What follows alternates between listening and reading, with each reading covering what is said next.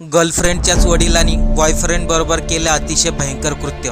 जगातील सर्व वडिलांना वाटतं आपल्या मुलीने चांगले शिक्षण घ्यावे, तिचं आयुष्यामध्ये कल्याण व्हावे, परंतु मुली कधी कधी करिअरकडे न पाहता एखाद्याच्या प्रेमात पडतात आणि आई वडील मुलींना दरवेळेस सांगतात हे प्रेम करायचं वय नाही, हे करिअर करायचं वय आहे। आणि जर त्या ठिकाणी मुलीने ऐकलंच नाही तर अशा काही भयंकर घटना घडतात।